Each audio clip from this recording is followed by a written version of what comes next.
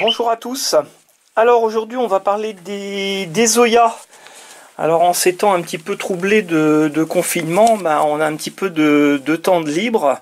Alors du coup on voulait tenter de monter des Zoyas. Alors vous savez les Zoyas, hein, c'est une poterie micro-poreuse que l'on remplit d'eau au pied des plantes, donc c'est enterré. Et ça permet d'économiser de l'eau, puisque quand on met de l'eau dedans, en fait, ça diffuse. Vous voyez, ça suinte là. Ça diffuse de l'eau tranquillement, et ça fait beaucoup moins de pertes. Ce qui est quand même assez intéressant. Alors moi en serre là, quand je mets mes tomates, alors j'ai un tuyau avec du goutte à goutte. Mais en fait j'arrose quasiment une fois tous les jours, surtout en été. Donc là le but en fait c'était de creuser aux emplacements des tomates et d'enterrer en fait les Zoyas fait maison, voilà, pour tenter. Et en fait je mettrai le goutte à goutte, voilà, pour les remplir tous automatiquement. Et puis on verra un petit peu ce que ça va faire. Alors pourquoi est-ce que je le fais en serre? Le problème de la culture des tomates quand c'est mal arrosé, enfin arrosé pas tous de la même manière, on a ce qu'on appelle la maladie du cul noir. Vous savez, il y a le cul noir, on en verra peut-être, enfin j'espère que non, mais s'il y en a cette année, je vous les montrerai. Il y a des taches, ça fait le cul noir, voilà, la tomate a un cul noir en fait, et c'est un problème de régulation d'eau. Alors ça reste mangeable, hein, la tomate reste mangeable, il n'y a pas de souci, mais pour éviter ça, pour avoir une diffusion vraiment continue de l'eau, eh bien je vais tenter de faire ça. Donc je vais préparer donc tous les trous, voilà, vous voyez les emplacements, hein, je vais les enterrer, et puis on suivra ça au fur et à mesure. Alors il y a une société, hein, vous trouverez sur internet une société qui fait des Zoyas de différents litrages, hein. Le meilleur c'est quand même 10 litres. 10 litres, ça permet de faire 1 mètre carré. Alors ça serait très bien, peut-être que j'en achèterai un jour pour mes bacs notamment. Ça serait plus simple. Mais là, en attendant, eh bien je les ai fabriqués avec ma petite femme. Alors comment on a fait en fait? On a collé un bouchon au fond, voilà, et on a mis de la silicone. Alors certains mettent du ciment, hein, ce qui compte c'est c'est les coller et faire l'essai. Donc voilà, hein, vous mettez 2 pots. Alors moi j'ai pris des gros pots, il me semble que ça fait pas loin de 5 litres à peu près, cela. Donc sachant que dans la pub des Zoyas de l'entreprise là qui fait des Zoyas jusqu'à 10 litres, ça peut tenir une semaine. Donc là j'espère bien que ça va tenir quand même, ça va tenir 2-3 jours, hein. Le but ça serait de ne pas avoir à arroser pendant 2-3 jours, mais bon on verra bien. Alors si vous faites ça pour des cultures de dehors, faites attention, ça n'aime pas beaucoup le gel, hein. Si vous les remplissez et qu'après ils gèlent, ça peut les fendre, hein. C'est de l'argile, hein. Alors le principe de l'Oya, hein, c'est connu depuis 4000 ans visiblement. Voilà. Alors c'est fait avec de l'argile à 90% et le reste à 10%. Donc si vous en utilisez, dites-nous un petit peu. Voilà. Alors ce que je vais vous montrer, hop. Alors il faut une fois que vous mettez 2 pots ensemble, voyez, vous les remplissez en fait, hein, pour vérifier. Alors eux ils ont été remplis hier soir, vous voyez là. J'ai plus grand chose à les mettre. Celui-là c'est pareil, je vois qu'il n'y a pas loin à compléter. Voilà, il est plein. Donc faut vérifier, hein. Donc eux, je sais déjà que ils sont bien étanches. Vous voyez, je complète. Normalement, il y a 5 litres hein, dedans. Celui-là, il est un tout petit peu plus long, voilà. Voilà, on voit l'eau, elle reste. Là, on avait mis un bouchon. Bon, il y a un bouchon qui flotte, c'est pas très grave. Donc voilà, ils sont prêts. Voilà, on a mis de la silicone tout autour. Alors en fait, on n'avait pas assez de pot, on en avait préparé pour qu'il soit en dessous. Et puis finalement, on n'en avait pas assez pour coller l'un sur l'autre. Donc il a fallu qu'on débouche un trou.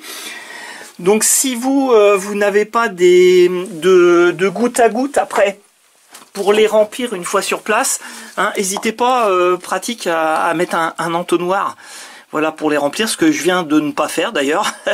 Voilà, donc pensez-y, avoir un petit entonnoir, c'est beaucoup plus pratique pour remplir. Bah écoutez, je fais mes trous, je les place, on fait un petit coup de caméra, et puis après on suit ça.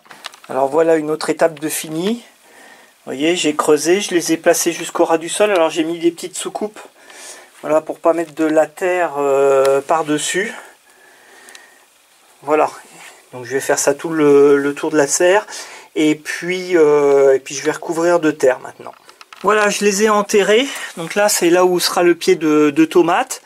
Voilà, le goutte à goutte pour remplir automatiquement les pots, ce qui sera plus pratique. Et puis je compléterai une fois que la tomate elle sera plantée. Voilà, je recouvrirai un peu petit peu le pot.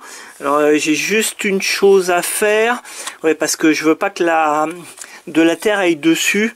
Donc si jamais je mets un chapeau dessus, en fait, faudra peut-être que je fasse un trou en fait pour mettre le goutte à goutte tout simplement.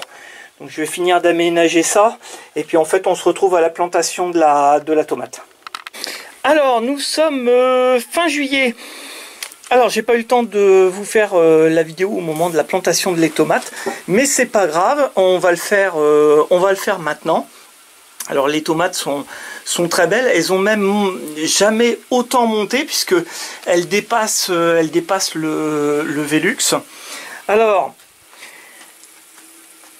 le bilan est très bon pour les Zoya parce que, alors attendez, voilà.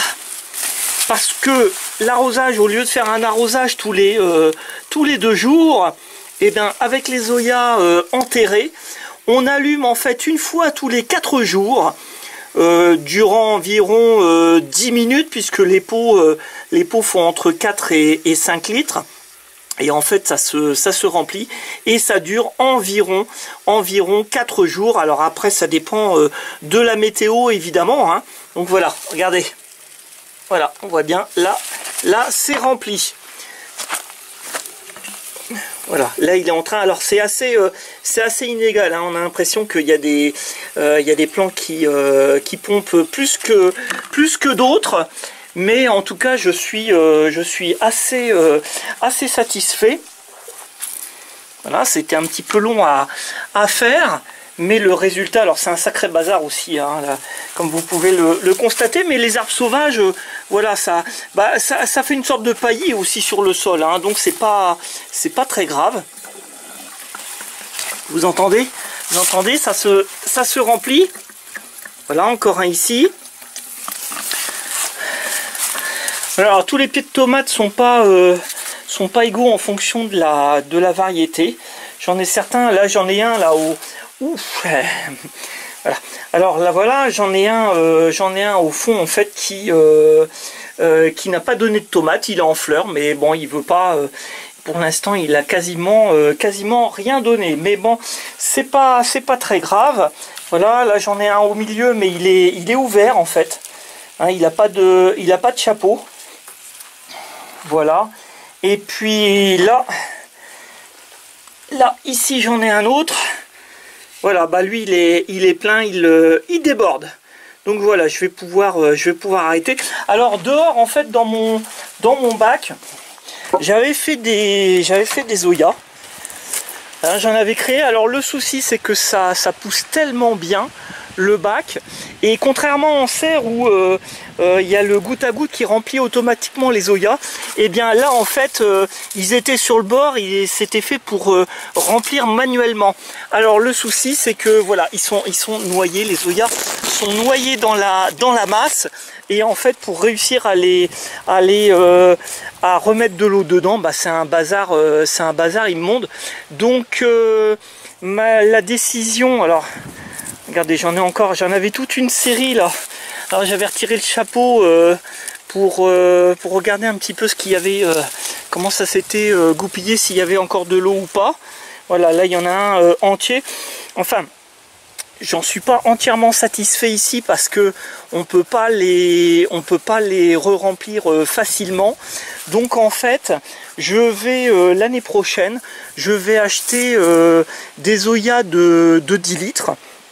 Et de 10 litres de la société Oya Environnement, hein. C'est une société qui se situe dans le sud de la France et qui fait des Zoyas donc en pot de terre, et qui vont aller dans mes bacs, mais je vous ferai une vidéo à ce moment là. Donc ceux en serre je vais les garder, et les gros de 10 litres en fait je les mettrai dans mon bac, et je les relierai à un système automatique qui permettra de plus m'embêter. Voilà. Voilà, alors en fait dans des conditions de forte chaleur, donc je vous ai dit j'arrose une fois tous les 4 jours environ, mais ça dépend, hein. Vous pouvez avoir une année pluvieuse évidemment, et puis ne pas avoir besoin d'arroser autant. Donc c'est une petite idée de ce qui s'est passé, mais faites attention aux conditions climatiques. Dehors ce sera différent également, hein. Là c'est vraiment parce que c'est en serre, mais par rapport aux autres années où j'avais pas ces Zoyas là, je pense que je fais une bonne économie d'eau. Donc voilà, pour cette année, c'est terminé les Zoyas, et on se retrouve l'année prochaine pour des Zoyas beaucoup plus grands que cette fois-ci je vais commander.